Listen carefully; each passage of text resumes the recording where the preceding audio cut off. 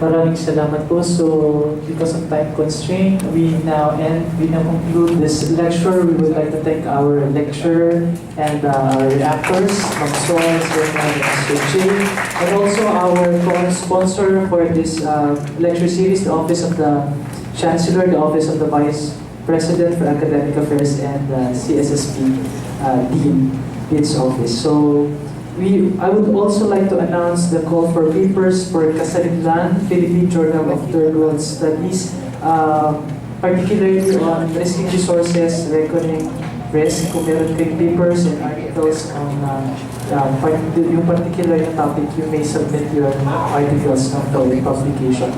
So, to officially close this lecture, may I invite in front the Director of the UP Third World Study Center, Dr. Reactors.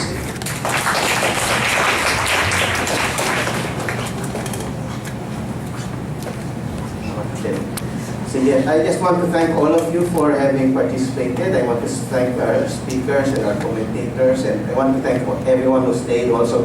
This has been one of the most successful series that we've had actually. The first lecture in this series was on communicating risk, where we talked about media and science and how they reacted to the people. This is the second of five lectures. The third one is going to focus on the new media. It will focus on things like Rappler, and it will focus on alternative media, not the traditional forms that we're used to. And then, kanina kasi discuss yung lumabas kasi yung issue ng government, the government role. So the fourth lecture actually is going to be on local governments and how the local governments make use of the fund, disaster funds.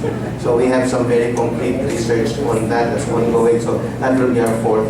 And then the fifth one is maybe something that has not really been discussed very well, but it has been alluded to, is yung relates to the cultural impact of these disasters. No? So when we remember the Bohol earthquake last year, we saw all the churches that were destroyed. Now the issue there is what is the damage? How do we react to that damage? So it's not just economic damage or political damage or people who lose their lives. It's also the cultural issues that we have. You know, what is destroyed aside from this, and how do we rebuild from that?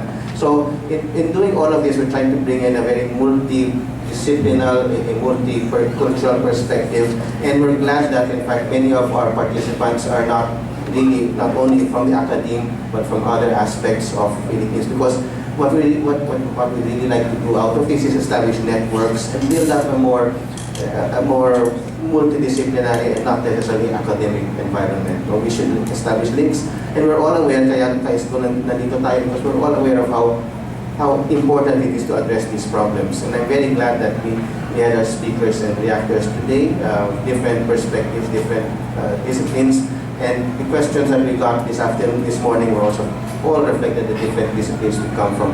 So the solution to all of these problems is a joint solution. We can't do it one by one. We can't do it one department, one institution. It has to be a joint solution. So again, maraming salamat sa inyo, and I hope to see you in the next lecture.